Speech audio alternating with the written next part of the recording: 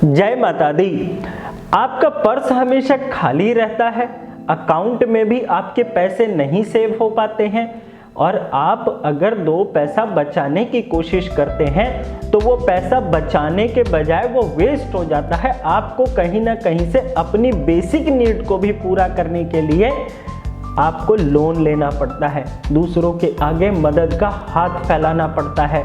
तो आपको ये वीडियो बहुत ध्यान से देखना चाहिए। मैं आपको आज वो कुछ स्पेशल पॉइंट्स आपको बताने वाला हूँ और साथ ही साथ आपकी घर की और आपकी जन्म कुंडली की वो दिशा भी बताऊंगा, जहाँ पर आप चीज़ें ठीक कर देने से आपके अकाउंट में पैसा आ सकता है। सबसे पहले कुछ लक्षण हैं वो मैं आपको बताऊंगा। सबसे पहला लक्षण है कि अगर आपने घर के अंदर कोई पेट रखा हुआ है, कोई जानवर पाला है, आपने घर में कुत्ता या बिल्ली पाला है, खरगोश पाला हुआ है और वो बार बार बीमार पड़ता है या फिर उसकी बार बार जीवन की समाप्ति हो जाती है, तो आपको सावधान हो जाना चाहिए कि आपकी जन्म कुंडली के अंदर उस ग्रह से संबंधित तकलीफों का दौर जारी रहेगा। लेकिन आप हिम्मत मत हारिए। आप जैसे अपने बच्चे की, जैसे अपने घर के सदस्य की सेवा करते हैं, ऐसे ही आप उसकी सेवा जरूर करिए, क्योंकि प्रकृति की नज़रों में आप और हम सब बराबर हैं। आपके किए हुए इस पुण्य का फल आपको अवश्य अच्छा मिलेगा।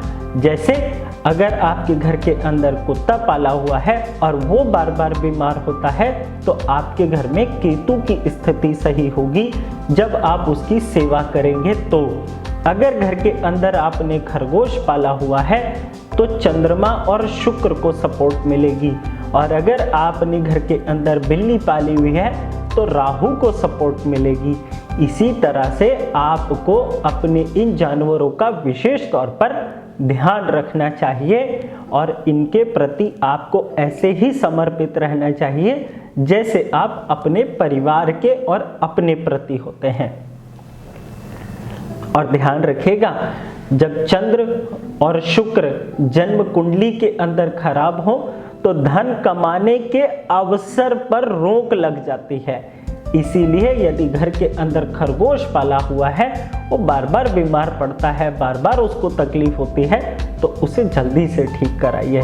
और ख़ास तौर पर एक चीज़ और बता देता हूँ, आगे बढ़ने से पहले घर की नॉर्थ वेस्ट दिशा जन्म कुंडली का दूसरा भाव होता है, क्योंकि सबसे ज़्यादा धन तो बैंकों के पास ही है ना।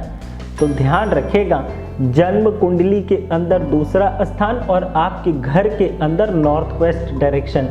अगर आपके बैंक अकाउंट में पैसा जाते ही हड़प हो रहा है, पता ही नहीं लग रहा कि आपका पैसा कहाँ जा रहा है और आपको पैसे से संबंधित नुकसान भी हो रहे हैं और बैंक से आपको समस्याएं आ रही हैं, तो घर की नॉर्थ वेस्ट दिशा के अंदर देखिए, क्या आपने वहाँ कबाड़ रखा है, मैसअप फैलाया हुआ है, किसी तरह की मिसमैनेजमेंट वहाँ पड़ी हुई है, कोई आक्रामक पोस्टर वहाँ लगा हुआ है, रद्दी पेपर्स आपने इकट्ठा किए हैं, पुरानी किताबें वहाँ इकट्ठा कर रखी हैं।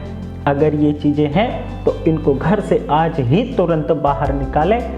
मुझे पूरी उम्मीद है कि इससे आपको रिजल्ट अच्छा अवश्य मिलेगा और आपकी अक्ल काम करेगी कि आपको क्या करना चाहिए ताकि आपका पैसा बचना शुरू हो और खराब ना हो।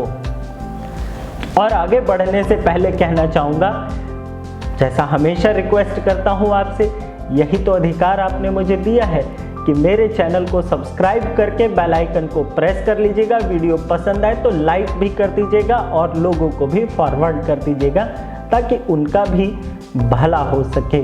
भला को उल्टा कहते हैं ना, लाभ होता है, कर दीजिएगा ताकि आपका लाभ हो। अब हम अगली टिप्स की तरफ बढ़ते हैं जो आपके पैसे को नुकसान होने से बचा सकती है, आपके पर्स को और आपके अकाउंट को हमेशा अच्छा ही भरा रखने की कोशिश जरूर करेगी अगर आप इस टिप का अच्छे से पालन करेंगे।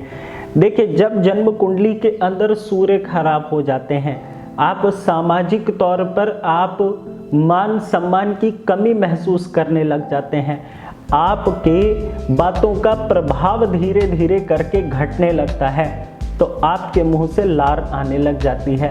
बात करते करते स्पिटिंग ड्रॉप्स दूसरों के ऊपर गिर जाते हों और वो विजिबल भी होते हों, तो ऐसी स्थिति के अंदर आपको बहुत संभल जाना चाहिए।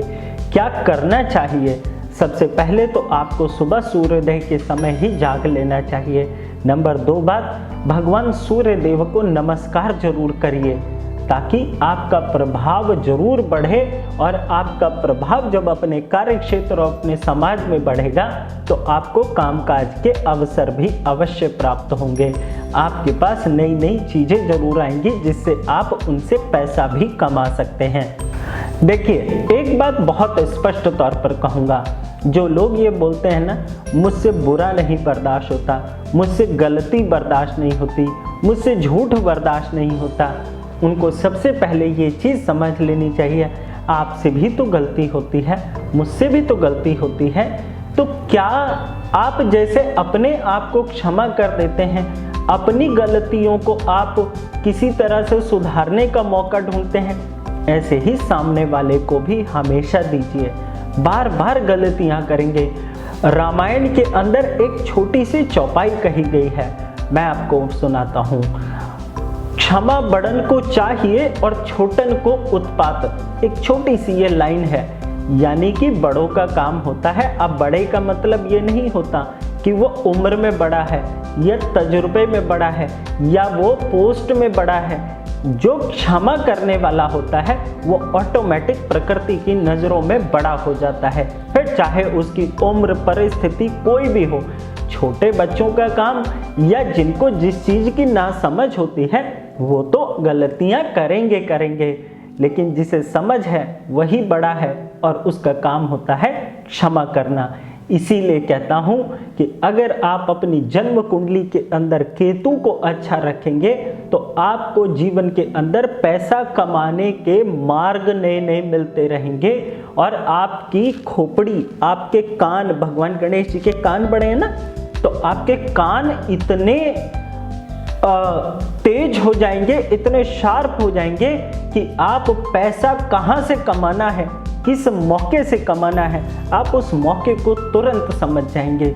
इसीलिए अपने आसपास लोगों को जो गलतियां कर रहे हैं उनको क्षमा करते हुए आप सिर्फ फोकस रखिए अपने कार्य पर। इससे भी आपके पास आपकी आर्थिक स्थिति, आपके बैंक अकाउंट की स्थिति, आपके पर्स की स्थिति, आपके लॉकर की स्थिति जरूर मजबूत होगी।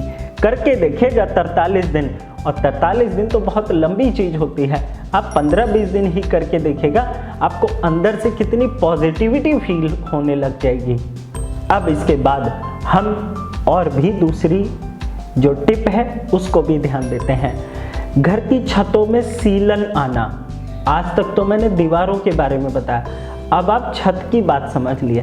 घर की छत में सीलन आना, घर की छत किसी भी तरह से टपकने लग जाए बारिश में, या आजकल फ्लैट सिस्टम है तो कई बार ऊपर की या दीवारों की सीलन की वजह से भी छत टपकने लग जाती है, इसको तुरंत आपको ठीक करा लेना चाहिए।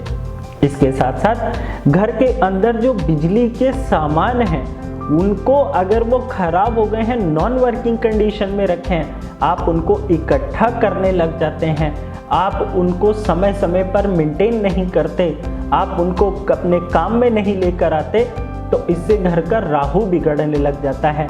और राहु जब बिगड़ता है तो ये शनि देव को सूचित क्या करेगा, मैंने एक अपनी वीडियो में बताया हुआ था कि राहु देव आपके विपरीत वकील होते हैं और केतु आपके पक्ष का वकील होता है और शनि देव न्यायाधीश होते हैं।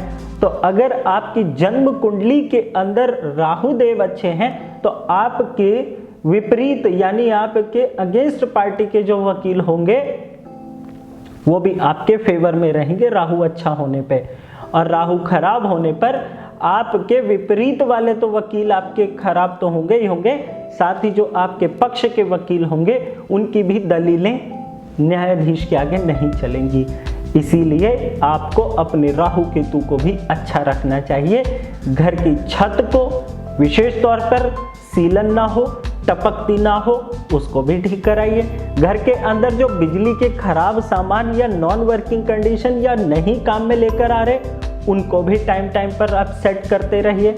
साथ ही साथ एक खास चीज और बता देता हूँ, जिनकी जन्म कुंडली के अंदर केतु देव बहुत ज़्यादा खराब प्रभाव दे रहे हैं और उनको अपने काम काज के अंदर समझ ही नहीं आ रही है उनको क्या काम करने चाहिए ताकि उनके पास पैसा आए, उसके लिए उपाय बता देता हूँ। ओम श्री गणेशाय नमः, या तो इसका जाप कर लीजिए या तो फिर आप 43 दिन लगातार, लंबा उपाय है थोड़ा सा, या तो आप 43 दिन लगातार स्ट्रीट डॉग्स को आप फीड करना शुरू कर दीजिए। दूध ब्रेड डाल दीजिएगा, नॉनवेज मत खिलाना, अंडे भी नहीं खिलाने। खास तौर पर ध्यान रखिएगा, अपने कर्म को मजबूत करिए, अच्छा करिए। अब आखिरी और सबसे शानदार टिप्स जिसको आपको जरूर समझ करके अप्लाई कर लेने से आपकी मेंटल स्ट्रेंथ भी स्ट्रांग होगी, साथ ही साथ आप अपनी सोशल एक्टिविटी के साथ साथ आप अपनी फाइनेंशियल एक्टिविटी को भी स्ट्रांग कर पाएंगे।